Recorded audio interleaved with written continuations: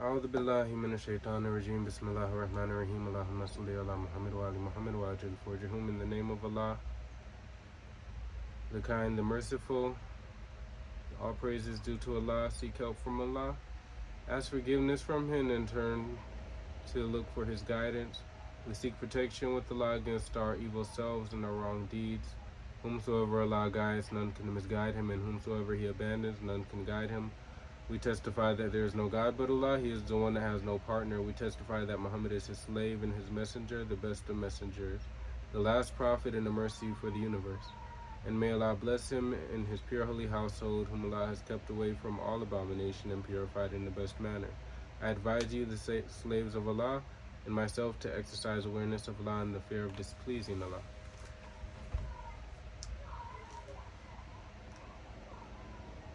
Faith has a meaning. What is faith? In religion, there's faith.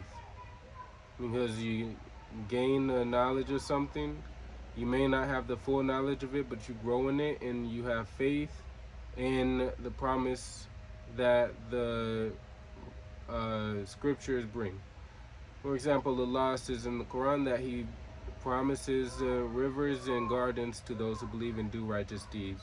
And those who go against truth, those are the ones who obtain the fire.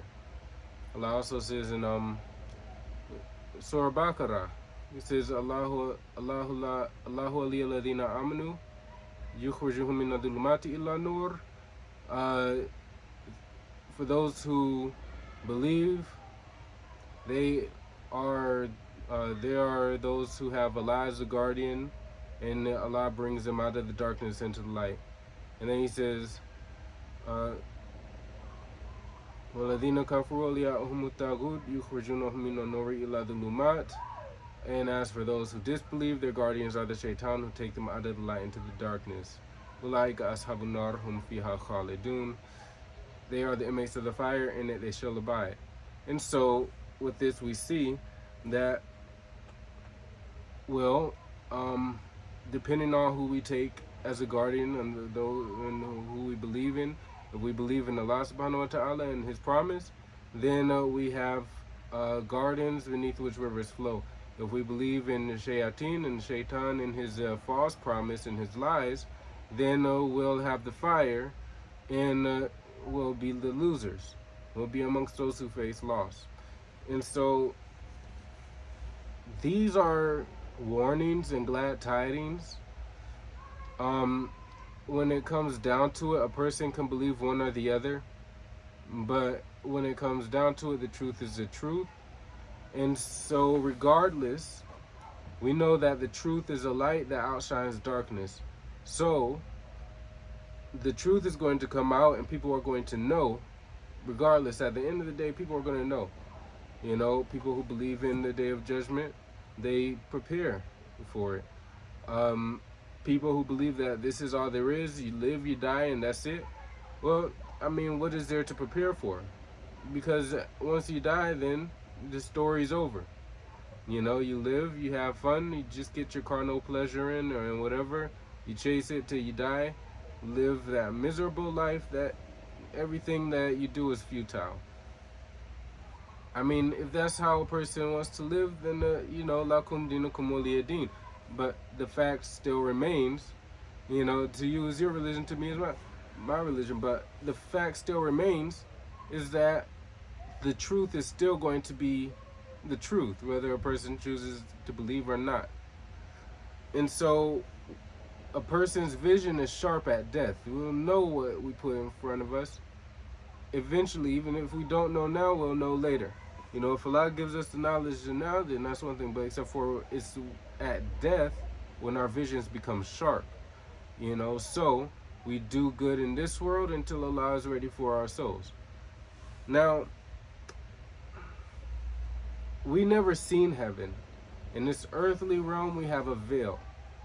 And since we have a veil, then we are only having faith in a promise.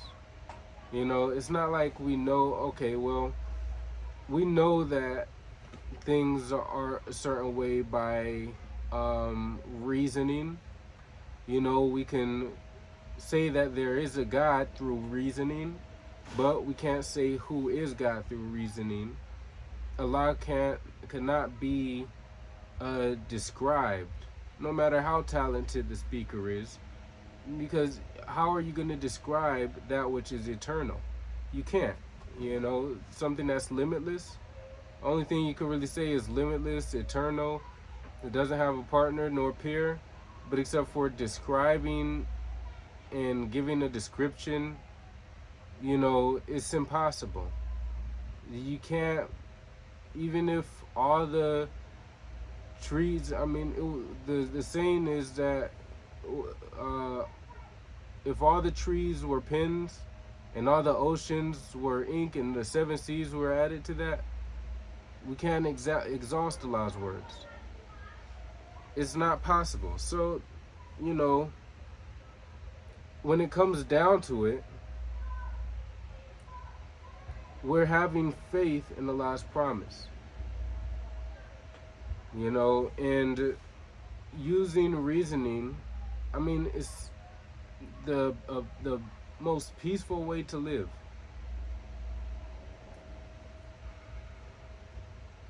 So that's faith. What is faith? Believing in a promise that's to be. In other words, trust, despite maybe having ignorance that, all right, well, I'd never seen paradise. I don't know what it looks like. But but I trust in Allah subhanahu wa ta'ala, and so, I have faith in Allah. And then what is submission? Submission is to obey the command when it's heard. What command? Well, it depends on where you put your faith. All creation submits. Each and every creation submits to something. On the day of judgment is when the command is solely with Allah. All creation submits to something. Human beings have the choice who they submit to. Creatures that are not human beings other than jinn, a bird, any creature, they go and submit to Allah. They don't have free choice. A flower submits to Allah. A tree submits to Allah. Creatures that don't have free will, they only do what Allah wants them to do. And that is, Allah put a nature in them, that's their law, and that's what they do. A human being can go against his nature. All right? And a human being can desire something, but except for shun it away. And so we see that there are thus three types of submission. A person who submits, who hears the command of Allah, and if it goes against his interests, he doesn't submit to it. But if it fits his interest, then he'll submit to it.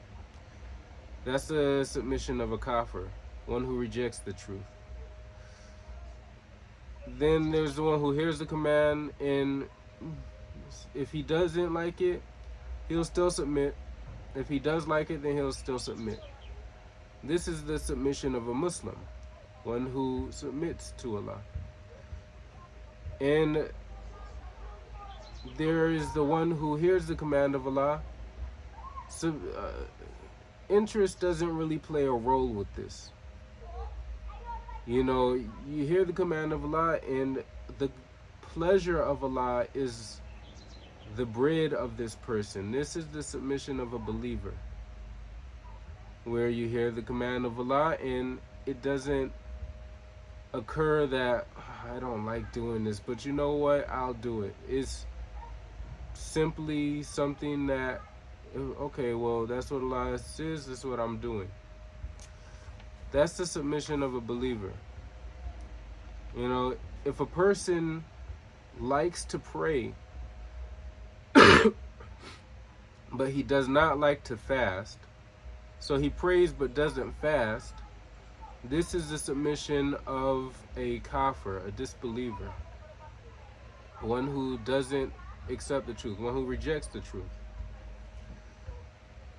Uh, if that same person, despite his disliking to fast, he still does.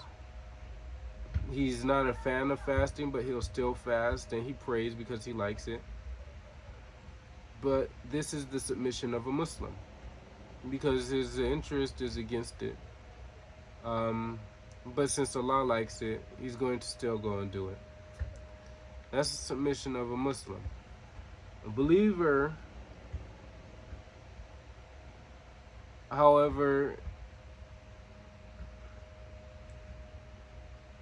their goal is to please Allah. Their bread is to please Allah. Their reward is only with Allah. When they do things, it's because Allah is going to be pleased by it, and so they go towards it. And them saying, "Oh, I don't like doing this," it's not really a factor. You know, it's okay. Well, Allah wants me to do this. This is what I'm doing. You know, if it comes down to it, maybe, if it even does play a role, it's like, all right, well, I'll make myself like it. I mean, but except for it's not really that the case, because it's like, if Allah likes it, then that's what he's doing. He likes it because Allah's pleasure is what he wants to go towards. This is a faithful believer. And so the kafir has faith in his own interest. The Muslim struggles against his low carnal desires and has faith in Allah. But, he has the normal shortcomings where he might just have faith in his own interest here and there. He might accidentally, oh, well, it was a little hard, and so instead of calling upon Allah, I just ended up doing it and, making a mistake going against Allah. All right, Allah forgive me, but a believer doesn't get caught, or slip up or swayed by deception. Even minor sins are worthy of repenting for. Any moment of forgetting Allah subhanahu wa ta'ala, even for a moment, that's worth repenting and asking forgiveness for.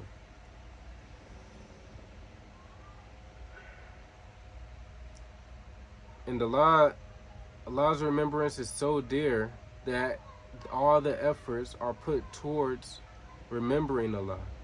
And so Allah helps and gives victory to those who strive in his way and puts the work in to do that. You see, the goal is desired, but the effort and discipline is not always something that's easy. I mean, the thing about it is that if you have a goal, you want to achieve that goal,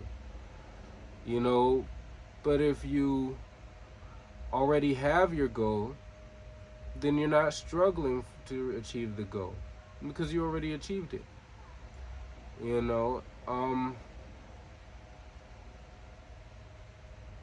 If you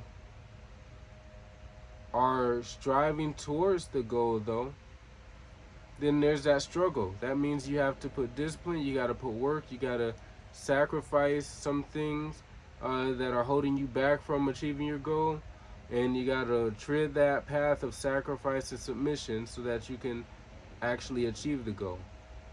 Otherwise, you won't achieve it. That's the only way to achieve it, is by sacrificing the thing that holds you back from it and walking towards the goal itself, and treading that path to strive towards that goal. If Allah's pleasure is the goal and what's holding you back is your own self-interest, I want to fast, but except for I love food, well,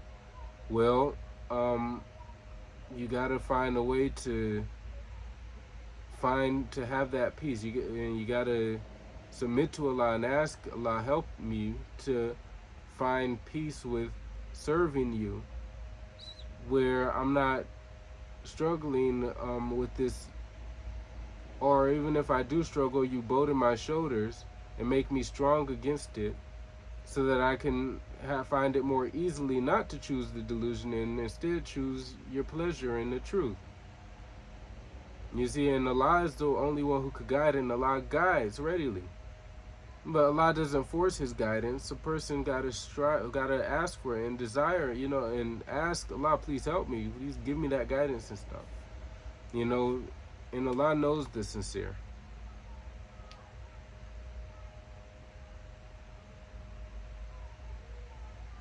So when a person submits to Allah, then their faith ends up growing. If a person has faith that starts growing, they're seeking to submit to Allah more.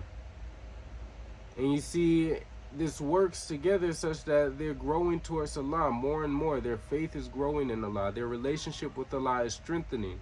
And their actions reflect it. This is a believer. A Muslim too. A Muslim striving and trying to do more. But the difference between a Muslim and a believer is that a Muslim's goal is paradise. A Muslim's goal is to get to paradise. Alright, yeah, I'm gonna believe and I'm gonna do righteous deeds at least, I'm gonna do what I can. It's not that a Muslim doesn't believe, but when I say a Muslim and a believer, this is a person who strives, because a Muslim does believe. Otherwise, he wouldn't have it in him to submit himself wherever he submits himself, or even strive and struggle to submit. Is that light of Allah that comes in for the believers, and Allah lives in the hearts of the believers. That's where Allah is.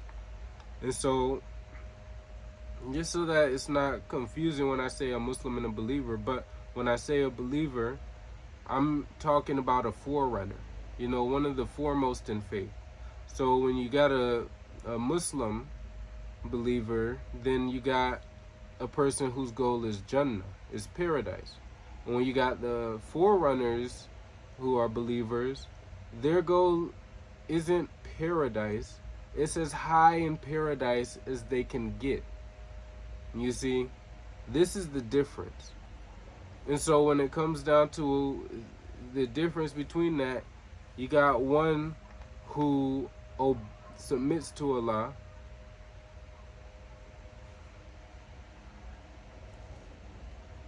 and obeys Allah subhanahu wa ta'ala, and if they don't like it, they're still going to submit to Allah because, they believe in Allah's promise. They have faith in it. And so they'll do what they can, and they'll struggle and strive and tread. And you got the one who's, it's not really a question, do they believe or not? They believe. How much do you believe? How much do you love Allah and His pure holy household, His Ahlul Bayt? This is the difference. How much work are you gonna put in? We're still alive. And thus, we can work and keep on working towards that. So, this is it. Allah talks about the three places in the Quran: the people of the right hand, the left hand, and the foremost in faith, the forerunner. And so we see that these three groups on the Day of Judgment got their place. The left hand people are whose books are given to them in their left hand, they're the ones who chose the torments of, the entertainment of boiling water and scalding water and all that He talks about in that. And then the ones whose book was given to them in the right hand, they're the ones who enjoy low trees and thornless plants with fruit and all that they enjoy. And the forerunners, those who not only did for Allah, but did even more, did extra just for Allah's pleasure and whatnot, and strove for Allah. Those are the ones who get not only paradise, but a high level, inshallah ta'ala, high as they can get, in paradise. Really high level. So they get that. And Allah doesn't fail in His promise. So, when it comes down to faith and submission, faith grows submission, and submission starts to grow that belief in that faith in Allah subhanahu wa ta'ala, and a person does more and more, inshallah ta'ala. So may Allah bless the Prophet and his daughter and the 12 leaders from his family one by one, who are Ali ibn al-Hussein, Ali ibn Abi Talib, Hassan ibn Ali, Hussein ibn Ali, Ali ibn Hussein, Muhammad ibn Ali, Ja'far ibn Muhammad, Musa ibn Ja'far, Ali ibn Musa, Muhammad ibn Ali, Ali ibn Muhammad al-Hadi, Hassan ibn Ali Al-askari, and Imam Mahdi, Muhammad al-Qa'im, Sahib al-Sahri wa Zaman, Ajadullah ta'ala Faraj al-Sharif. And also the master, may Allah bless him, the proof, the son of Al-Hassan, the master of our time, who will come and erase the signs of wrong, the awaited Imam, who will erase the signs of wrong, innovations, and rebellion, destroy the foundations of polytheism and hypocrisy, get rid of the harvest of dissension and division, and return justice to this world, just as injustice has filled the world as it is. So may Allah bless all of them. Bismillahir Rahmanir Rahim. Alhamdulillahi Rabbil Alameen. Ar-Rahmanir Rahim. Maliki Yawmiddin. Iyyaka na'budu wa iyyaka nasta'in. Ihdina siratal mustaqim. Siratal ladina an'amta alayhim ghayril maghdubi alayhim waladdallin. Allahumma salli ala Muhammadin wa ali Muhammad wa ajil farjahum. Khair.